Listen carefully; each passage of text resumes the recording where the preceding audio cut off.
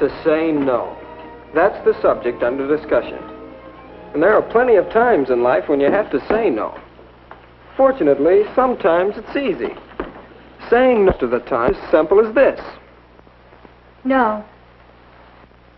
Thanks for asking me, but no. Yes, sometimes just plain no is best. But sometimes such a direct no would offend people, cause you to lose your friends, make you seem to disapprove of them. And if you just take a subscription for only 1 year, I can get that bicycle. Well, new suit, new hat, new gloves. Do you like them? Well, we're through with that guy. Yeah. Too chicken to pick up some dames with us. You're coming, aren't you, Johnny?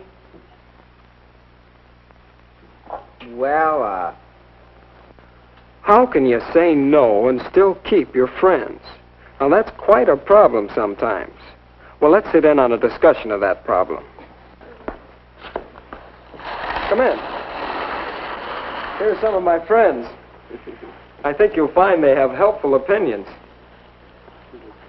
I'd like to present Marty and Lucy, Nora, and Howie. Hi, gang. Oh, and I'm Bill. Well, we're going to discuss saying no and still keeping your friends.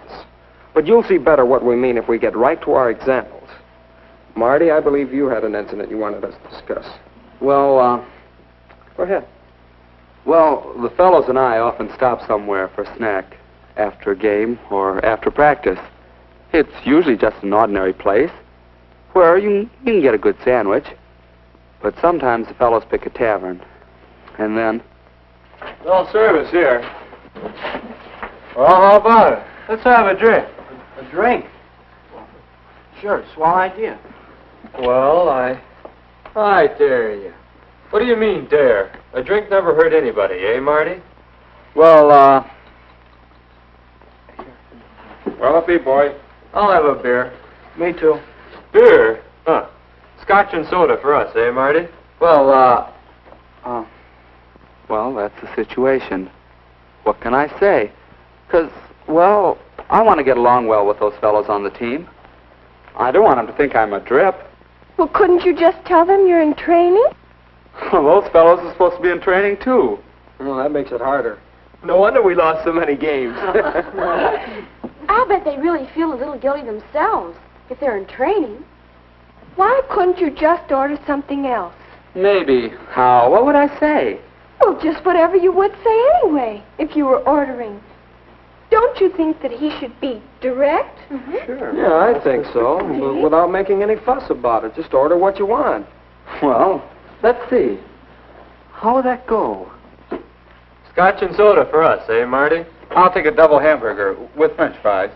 No drink? No, I'm hungry. Yeah, I think that might work. You know, I'll try it next time. I don't think it'll work at all. Not if the boys are at all insistent. Maybe they'll let it go at that, but there are a lot of kids who won't give in so easily. Let me tell you, happens all the time at pajama parties, for example. We get all settled down and the hostess mother's safely out of the way, and then...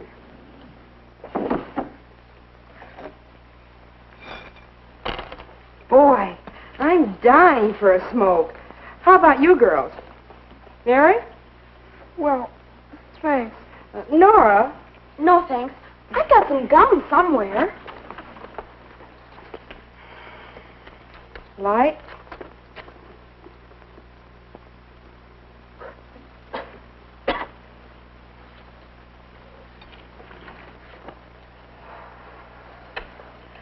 Sure you won't, Nora? No, thanks, really. I'd rather have the gum. Oh, come on, Nora. Be a good sport. Yes, try it. Just this once. Here, take a puff on mine. See what I mean? No just doesn't mean no to some people. Well, I don't think she's very much of a hostess. If she forces things on you like that. Well, there's some consolation in that.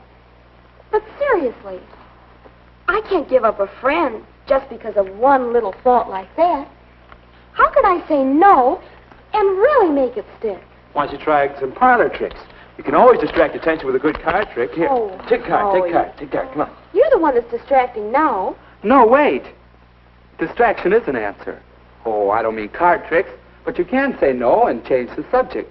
Bring up the latest gossip. Sure, maybe. Could be. You see? Oh, Howie. Well, let's see how that might work. Here, take a puff on mine. No thanks, Rose. Oh, go ahead. Say, have you heard about Ted and Margaret breaking up? No. Well, who's she out after now?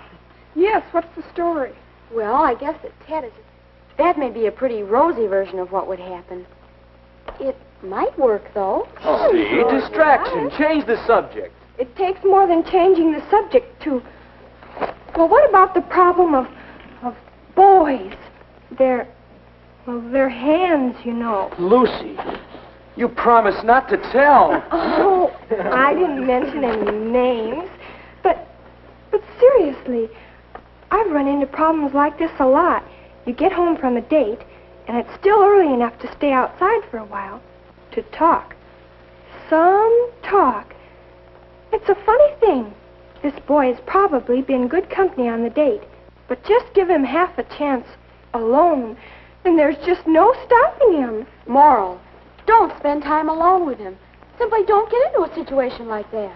Oh, it isn't quite as simple as that, is it? He has to take you home sometime. So you ask him in. Your folks are up, you have something to eat in the kitchen, and then you say goodnight. That's a help, all right.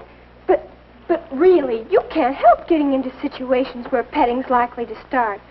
When you date in a car, at the movies, even in your own home, watching television. You know, I never thought of that before. Well, why don't we take some cases, starting with yours, Lucy, and show just how you can say no. All right. We'll say that this time I didn't plan ahead. And here we are, on the front steps.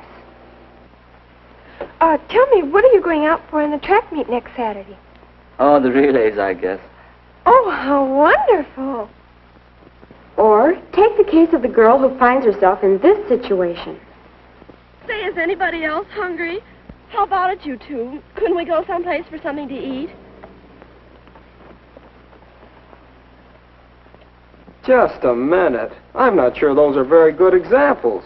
That poor guy in the front seat of the car sure was mad. And the other But, guy... Bill, it's not easy, you know. Why, you have to have a whole bag full of tricks to handle situations because each one is different. That's right. And fellas react differently. Seriously, You? Serious? you girls seem to think it's always the boy who starts things. Oh, naturally. Oh, no, Lucy. Sometimes we're partly to blame. We invite a little attention. Goes on, and then it's hard to stop. There are times when it's up to the boy to say no. Some fellows seem to think that petting's, well, the thing to do. And some girls think that they have to permit it for date insurance. Well, each of us has to set his own standards, I guess. Yes, but those standards vary with a lot of things. If you really like a boy, you want to be close. You want to hold hands, maybe a goodnight kiss, and so on. It's the and so ons that are troublesome. But, well, I think the important thing is to know yourself and your standards. Know when and how you're going to say no, but in advance. Even then, it takes all the ingenuity you have. Well, I think we've cleared the air a bit. And we've outlined some skills in saying no and still keeping your friends. I think we ought to list them again and review. Yeah, Lucy? Try to avoid difficult situations. Howie? Distraction. Change the subject. Nora? Know exactly when you want to say no and be definite. Marty? And then say no. Friendly as possible, but still no. But don't be too preachy. Well, I think there are some good ideas here. What do you think? How about talking this problem over? It's worth some effort to learn how to say no and still keep your friends.